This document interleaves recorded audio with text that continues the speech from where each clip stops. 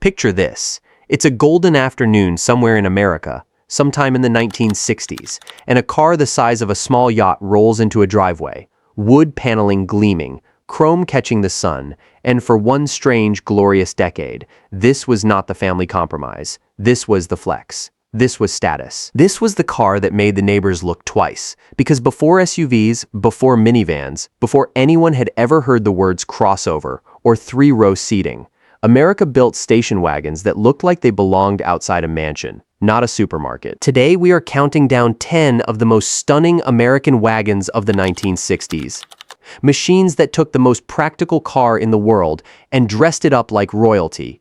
Some of these you will recognize instantly. Others have almost vanished from the roads entirely.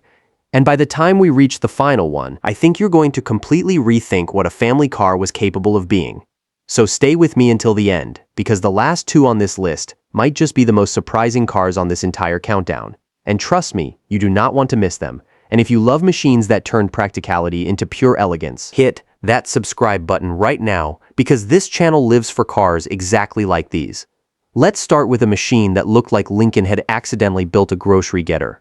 The 1969 Mercury Marquis Colony Park. If you told someone in 1969 that Lincoln itself had decided to build a station wagon, this is probably what they would have imagined, and that was no accident. Mercury built the Colony Park to sit right beside the Marquis family, and for 1969 it wore hidden headlights, a towering grille, and a front end so close to the most prestigious cars coming out of Ford Motor Company that Mercury's own advertising basically dared you to imagine a Lincoln Continental turned into a wagon. One look at the side profile told you everything. Long panels dressed in simulated wood, framed by bright moldings, chrome tracing every window and wheel arch on a body so massive it never once tried to hide its size. Instead, it turned that size into elegance. But the real party trick was around back. The dual-action tailgate could swing down like a normal tailgate, or open sideways like a door. And for 1969, Mercury refined the mechanism so it could even open like a door with the rear glass raised at the same time. A small piece of engineering wizardry hidden inside what was supposed to be just a family hauler. Pop the hood, and you'd find a standard 390 cubic inch V8 with a monstrous 429 available for anyone who wanted more muscle under all that chrome. Though honestly, horsepower almost felt beside the point here. This was a car built to swallow highways whole, carrying passengers and luggage in a level of comfort that barely anyone today would associate with the words station wagon. And maybe that is exactly why it still fascinates people.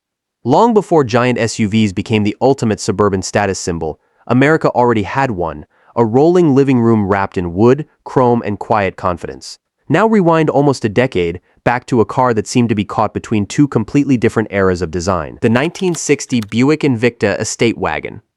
Some cars belong perfectly to their decade. This one feels like it got stuck between two of them.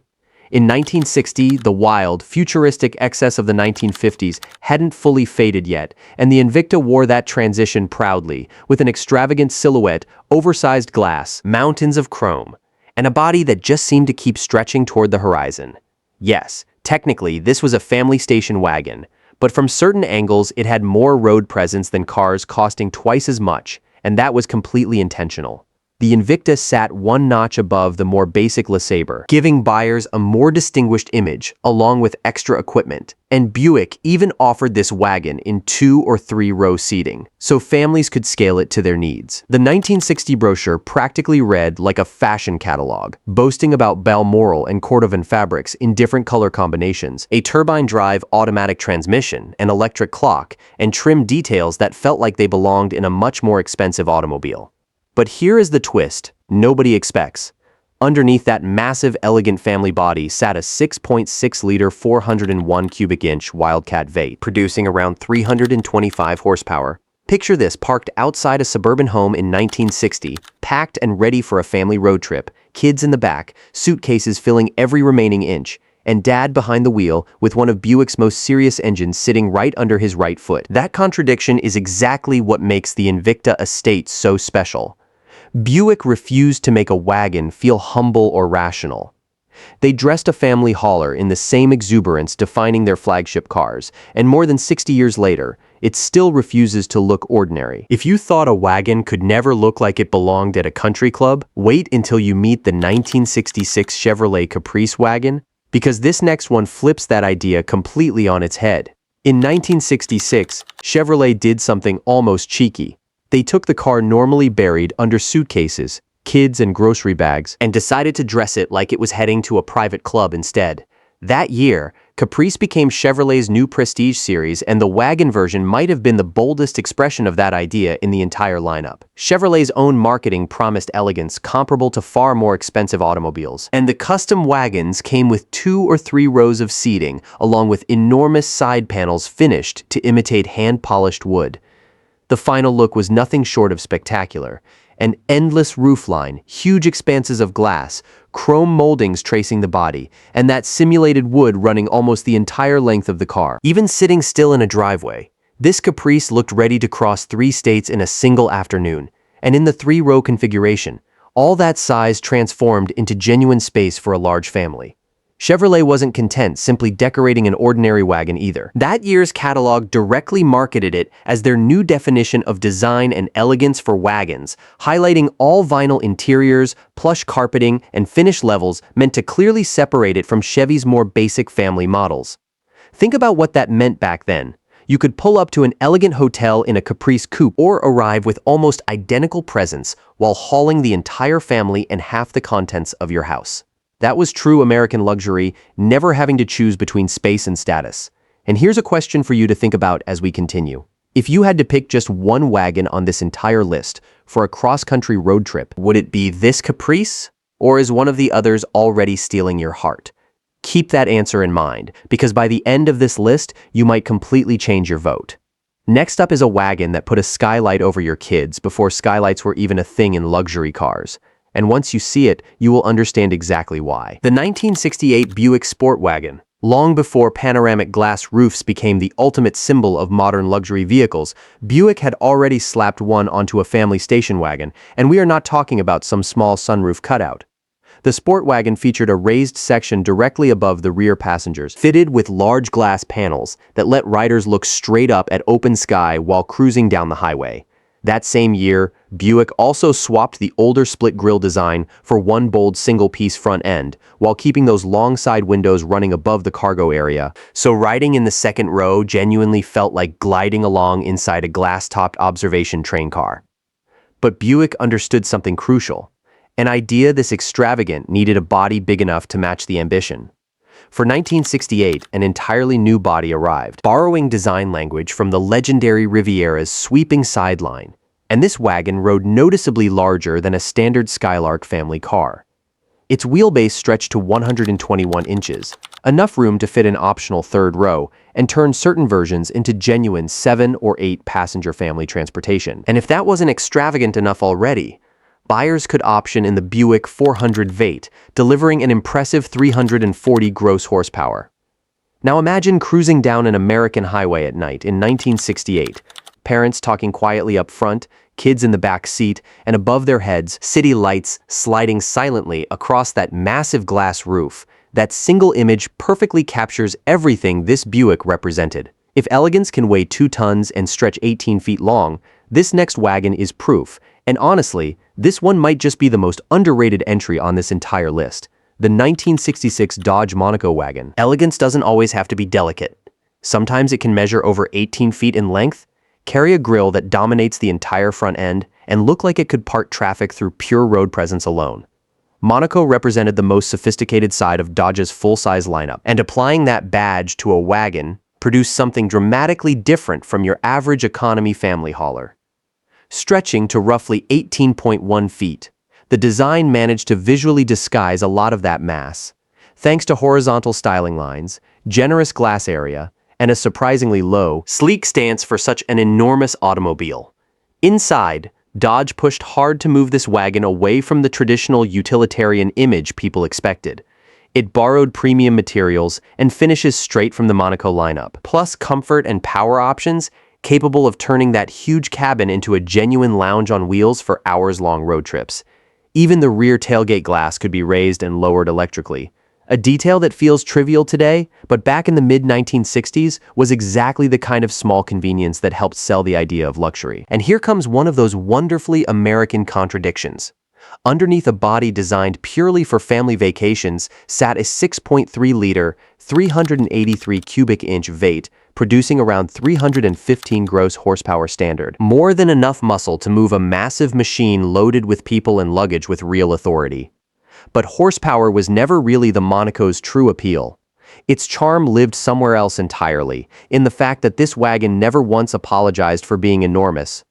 It made excess part of its identity, and in a decade when size, comfort, and prestige could still comfortably walk hand in hand, very few family cars captured that philosophy better than this Dodge. Now here comes one that basically defined an entire generation's childhood memories. And if you grew up anywhere near an American suburb, this next car might trigger a serious wave of nostalgia. The 1967 Ford Country Squire.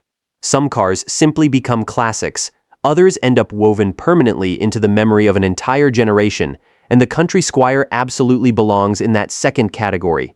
In 1967, Ford proudly branded itself as America's station wagon specialist, and the Country Squire stood as their crown jewel. An enormous family hauler wrapped in simulated wood paneling from front to back. Picture it parked outside a suburban home, roof rack fully loaded, entire family piling in for a vacation, and it genuinely looked like the picture-perfect embodiment of the American dream. But behind that traditional homey exterior hid some surprisingly clever engineering. The famous magic door gate could swing sideways like a regular door to make climbing easier, or fold straight down like a conventional tailgate for loading cargo, and versions with rear-facing third-row seats could carry up to 8 passengers total, turning the very back into a tiny lounge where the last 2 riders traveled facing each other, chatting the miles away. Ford loaded these things up too, offering options like air conditioning, a power-operated rear window, a stereosonic 8-track sound system, and multiple different interior configurations depending on how you wanted to spec yours.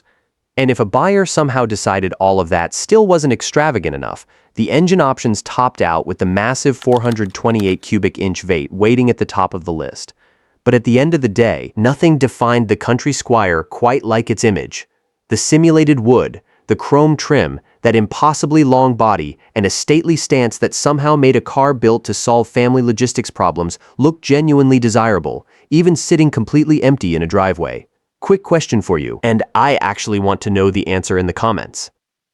Do those wood side panels make wagons like this one look more elegant to you? Or do you personally prefer a fully painted body with no wood trim at all? Let me know, because the answers on this one always surprise me. We're already halfway through this list, and honestly, the next few entries might be even more jaw-dropping than everything you've seen so far. So do not go anywhere. The 1969 Chevrolet Kingswood Estate. By the end of the 1960s, Chevrolet had figured out something important. A wagon could be genuinely practical without ever looking humble, and the Kingswood Estate was probably their finest proof of that idea. This one didn't chase attention through wild, extravagant shapes. Its elegance lived entirely in its proportions: an incredibly long body, a wide, commanding front end, generous chrome trim, and huge side panels finished with simulated wood. It was enormous, yet somehow still visually clean, almost as if Chevrolet had simply stretched one of their flagship luxury sedans until it transformed into a rolling family estate. And sitting at the very top of Chevrolet's entire wagon lineup was this exact model. The Kingswood Estate, which came with one especially rare touch: hidden headlights paired with integrated washers, an option reserved exclusively for this model within the entire Chevrolet family. But the truly American feature lived at the rear. Fold down the second and third row seats, and the cargo floor could stretch beyond 6.9 feet in length, while the dual-function tailgate could still swing open downward or sideways like a door, depending on what you needed at that moment.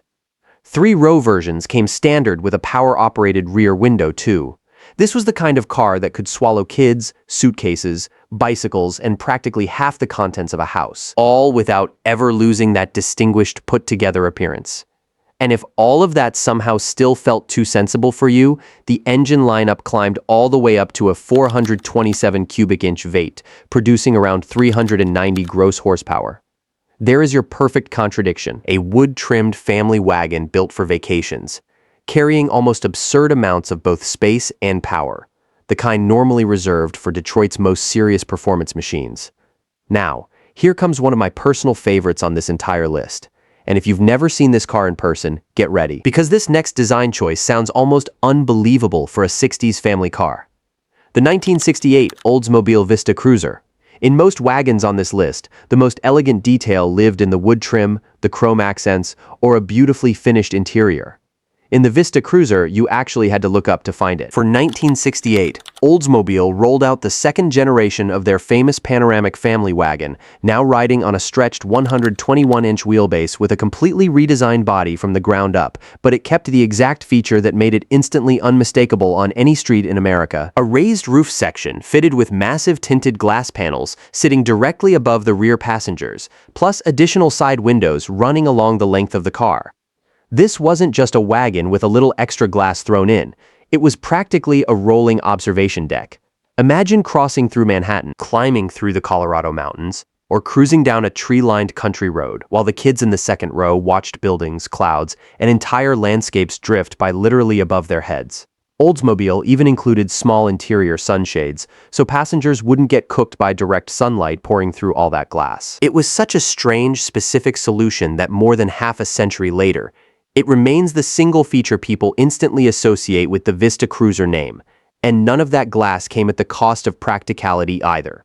Fold the seats flat and you'd get around 100.5 cubic feet of cargo space, with an optional third row available to turn it into a genuine 8-passenger family wagon. Under the hood sat a 350 cubic inch rocket vate producing around 310 horsepower, with an even stronger 400 cubic inch option also on the table. But once again, raw power was never really the point here. The Vista Cruiser turned something as ordinary as a family road trip into a completely different kind of experience. Because while every other wagon showed you the landscape through the side windows, this one showed it to you through the roof as well. We're closing in on the final entries now, and trust me, these last two might completely change how you rank everything you've seen so far. So stick around because it only gets more interesting from here. The 1964 Pontiac Bonneville Safari. If there was ever an elegant way to haul an entire family without sacrificing an ounce of prestige, Pontiac had one incredibly clear answer: the Bonneville Safari. In 1964, Bonneville sat right at the very top of Pontiac's entire lineup, and the wagon version transferred every bit of that flagship status onto an enormous, low-slung, surprisingly refined family body. A wide front end, carefully arranged chrome accents, and remarkably clean lines gave it presence much closer to a full-size luxury automobile than a simple grocery hauler. Pontiac wanted it to feel exactly that way too. Their advertising insisted a Safari should drive, look, and feel like a genuine Pontiac, never like a plain utility vehicle, even with the rear seat folded flat. It offered around 97 cubic feet of usable cargo space, yet the interior still used deep carpeting, premium ride-quality materials, and heavy insulation to keep the cabin quiet and genuinely comfortable at highway speed. Popping the hood revealed Pontiac's large 389 cubic inch Vate, with configurations pushing around 300 horsepower. More than enough to move such a massive body with an ease that feels almost absurd for what was technically just a family car. But its true elegance lived in how well it managed to disguise its own purpose. From a distance, it could easily be mistaken for just another majestic Bonneville stretching gracefully across the pavement. Only once your eyes reached that enormous rear compartment did it finally reveal that this car could also swallow suitcases, groceries, and everything a family needed for a proper vacation. It was Pontiac's signature luxury, only stretched out with enough room to carry an entire life behind it. And now, before we reach our very last entry, let's take one final trip back to the true beginning of this decade, to a car so unapologetically over the top that it almost feels like it belongs in a completely different story altogether. The 1960 Dodge Polara wagon. Very few wagons announced the start of the 1960s, while still looking so proudly trapped inside the 1950s, and the Polara is exactly that car. It stood as one final explosion of the forward-look design era, complete with towering rear fins, mountains of chrome, a dramatically low belt line, and enormous expanses of glass that somehow made its giant body appear lighter than it actually was. And gigantic really is the correct word here. This wagon measured close to 17.9 feet long, could comfortably seat up to 8 or 9 passengers, and rode on a full 122-inch wheelbase. Yet all of those numbers almost became secondary. The moment that sculptural rear end came into view, fins rising dramatically above the fenders, as though Dodge wanted to give one final, extravagant send-off to the previous decade before moving on. The Polara also occupied one of the most prestigious spots inside Dodge's entire lineup. This wasn't some stripped-down family wagon dressed up with a few cheap chrome pieces at the last minute.